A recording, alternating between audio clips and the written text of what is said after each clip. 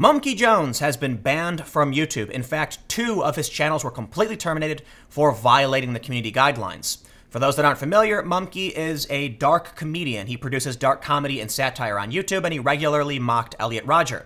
You may be thinking, well, look, it does suck this guy was banned, but why does this matter for the bigger picture? Because first they came for the literal white supremacists, and now they're coming for the edgy boys. People who like to make dark comedy mocking taboo issues when it's obviously comedy. But now they are being banned too. We are seeing the line pushed further and further every day. This has been a big week in the sanitization of the internet. Sargon of Akkad banned from Patreon even though he didn't really violate Patreon's rules. Now we see the banning of Mumkey Jones from YouTube, and yes, the YouTube Rewind is another example of internet sanitization. So today, let's take a look at these various issues, and I want to start with Mumkey Jones because this is a serious hit to him on a personal level. But before we get started, please head over to timcast.com/donate if you'd like to support my work. Notice I am not supporting Patreon or any other platform other than my own, though admittedly I do use PayPal for monthly donations. You can also use Bitcoin if you want to send me cryptocurrency, and I have a PO box available for anybody who wants to send just whatever. Mumkey published this video on December 11th, 2018, explaining how both of his channels had been completely terminated. He said there was hope in that he felt YouTube didn't actually review the videos because they weren't hate speech. Unfortunately for Mumkey, YouTube responded on Twitter saying they were upholding the channel strikes. At first, they seemed to have been confused about what video he was actually highlighting. Rusty Cage posted a link to a video saying this is not hate speech, and YouTube responded with that's not the video that we gave a strike. The funny thing about this, they removed that video too. Rusty Cage or somebody apparently uploaded this video to show that it wasn't a violation of the community guidelines, and YouTube said that's not the video that got a strike, and then actually came and took the video down. So yes, in the end, it did get a strike. YouTube eventually figured out that it was a re-upload. They said, thanks, saw that re-uploaded video, but check the URL provided in the description. Sorry for the confusion. Still, the Elliot AMV video was correctly taken down, but not for hate speech. That specific video received violated our policies on harmful, dangerous content. Mumkey asked, how is Elliot AMV a harmful or dangerous video? My understanding of the video is that he was singing to Elliot Rodger and kind of mocking him. YouTube responded, should have been in the email you received, but we don't allow content that appears to be posted in a shocking, sensational, or disrespectful manner, including promoting, glorifying, or encouraging violence. Context is also important.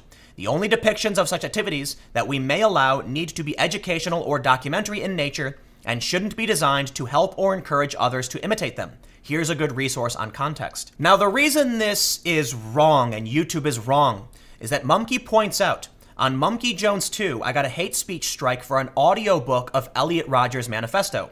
That's educational in nature and a documentary too. Context is important, right? Remove that strike. And I want to point out that the New York Times published Elliot Rodger's manifesto in full for educational reasons. This is not that different from Mumkey Jones reading an audio version of it. However, I think it's fair to say the New York Times regularly posts things that would never be allowed on YouTube because it's news.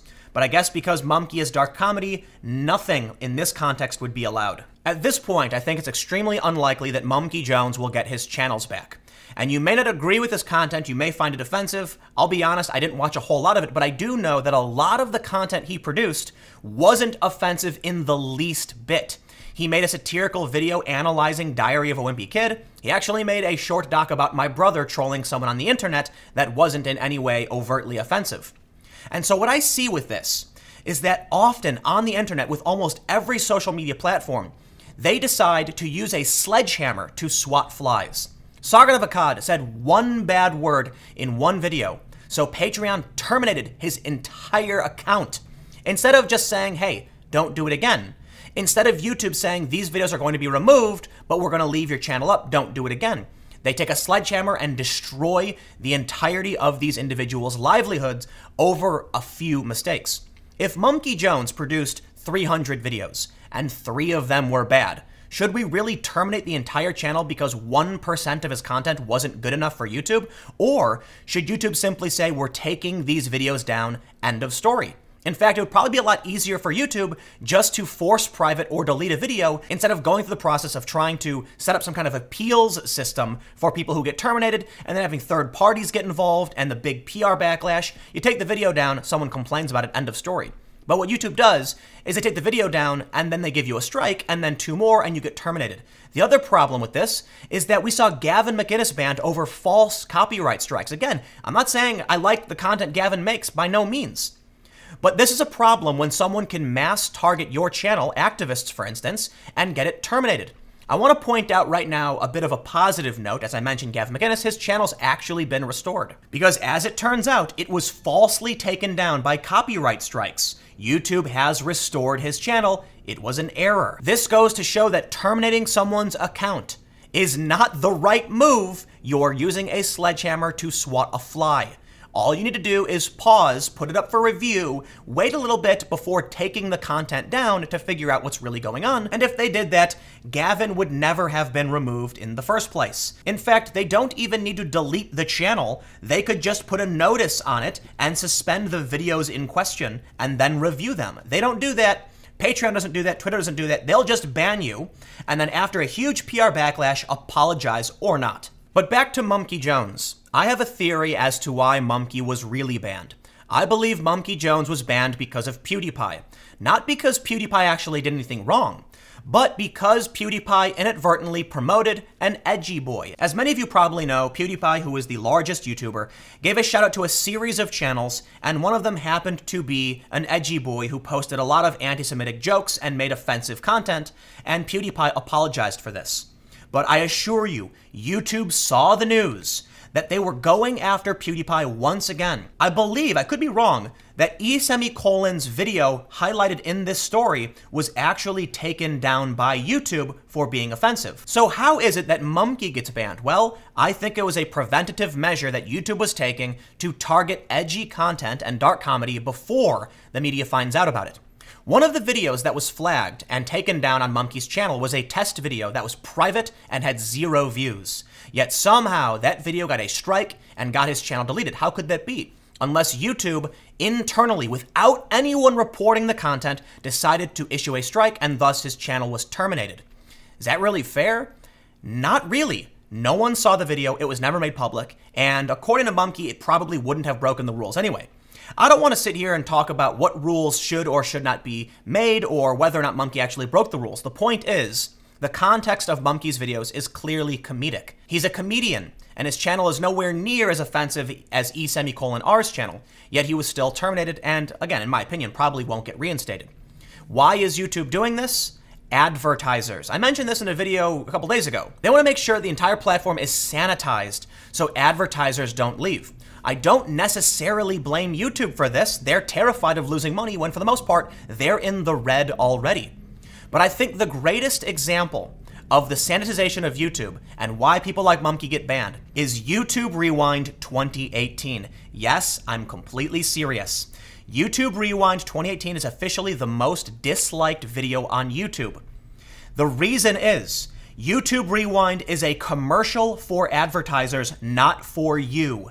The reason why they have late night hosts like John Oliver and Trevor Noah in it, even though I'm pretty sure Trevor Noah gets less ratings than Philip DeFranco, is because they're trying to attract mainstream advertising companies. And this is not my opinion. This is actually Marquez Brownlee's opinion. He made a video about it explaining. YouTube Rewind is meant to show advertisers that they have a family-friendly content platform where you can post your advertisements and it'll be okay. What ends up happening is that it becomes the most disliked video in YouTube history in a matter of days. 1 week from launch, 10 million thumbs down, surpassing Justin Bieber's Baby to be the most disliked video ever. And it took Justin Bieber years to attain the amount of dislikes they have, surpassed in days by YouTube Rewind. You know, look, before the internet, when everything was radio and TV, you couldn't swear on TV. And only in the past few years have swear words start to become acceptable on mainstream television. If someone said something wrong on a platform, they'd be fired. They'd have to apologize. A week or so ago, Kid Rock called Joy Behar a bitch on Fox News, and they apologized, I think, 3 times immediately, like, uh-oh, something bad was said. Only on the internet can you really be edgy and make this kind of dark comedy. It won't fly on TV out of a fear that they need to attract the mainstream. So there are some pros and cons here. For the most part, a lot of people are upset because the internet is being pulled back. But you do need to realize that the internet is it's a pretty wild place, you know. People have referred to it as the Wild West when it first launched. People were setting up websites saying ridiculously offensive things. Racist organizations had their own websites. And at some point, these companies said, we want to attract mainstream money. And that point was when the flip happened, when revenue became significant. In 2005, 6, 7, whatever, when YouTube first started, yeah, no one really cared what you put on here. In fact, there's a reason why so many celebrities have offensive content on Twitter 10 years ago. Because Twitter didn't matter. It wasn't mainstream. It's only recently become particularly mainstream when Donald Trump started using it and it became really relevant. Now people are saying this is the place where discourse is happening, and if you say something that isn't mainstream, you must be punished for it. The internet is starting to become like television was 20 years ago. It won't ever be as puritanical in my opinion, but it's going to get pretty damn close. Porn is being banned from certain platforms, certain words are being banned, and even content creators who don't break the rules are being banned, not because of rules, not because of legality, but because of a fear of offense. Why was Sargon of Akkad banned from Patreon? Because the word he used was offensive. Look, there was a race car driver whose dad in the 80s said the N-word or something like that, so they pulled sponsorship from his son 30 years later. That's extreme. It's very, very extreme, probably more extreme than we've ever seen. And this is where the cons come in. Because although it's still a little better than it was 20, 30 years ago when we only had television, we can see just how extreme it will become.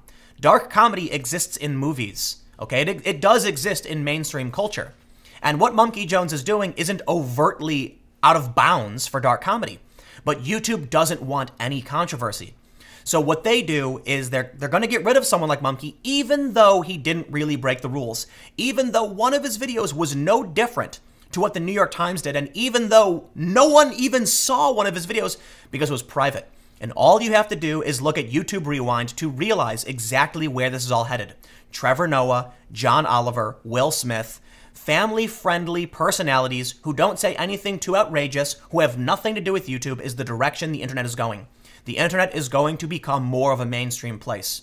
My concern is that we are going to lose the ability for marginalized voices to actually speak up as the internet says these things are offensive. Because don't forget, there have been many instances where people have said pro-social justice things and have been punished for it. There was a wave of pro-LGBTQ creators who were demonetized because the subject matter was considered risky and offensive. There was someone who published a poem on Instagram that was pro-LGBTQ that was suspended. The post was taken down for being offensive. What it comes down to is that you can play by the rules. You can do everything right like Sargon did and have one infraction that doesn't even qualify as a rule break and have your income terminated. You can be someone like Mumkey Jones, who produces dark comedy and to the best of his ability abides by the rules, terminated. They will terminate you in an effort to sanitize the internet. You will lose your income and your livelihood simply because they decided to change what they liked without telling you. This can't be acceptable. We need some kind of protection for the individuals that empower these platforms. There are alternatives to Patreon that they all say basically we can terminate you for any reason. And I've told them I won't sign up with you unless you give me a guarantee as well that you will serve to protect me because we're in a partnership. You want to terminate my channel? Okay, well, you lose money and I lose money. That means we should come to a mutual agreement that we need each other and it's not a one-sided situation. Otherwise, we end up seeing creators who play by the rules and are still terminated. But let me know what you think in the comments below. We'll keep the conversation going. Are you a fan of Mumkey? And if you are, what do you think about his channel termination? How do you feel about his content? And do you think Google went too far? How do you feel about YouTube Rewind? Again, comment below. We'll keep talking. You can follow me on Twitter at Timcast. Stay tuned. New videos every day at 4 p.m. And I'll have more videos up on my second channel, youtube.com/TimcastNews, starting at 6 p.m. Thanks for hanging out, and I will see you all next time. Hopefully.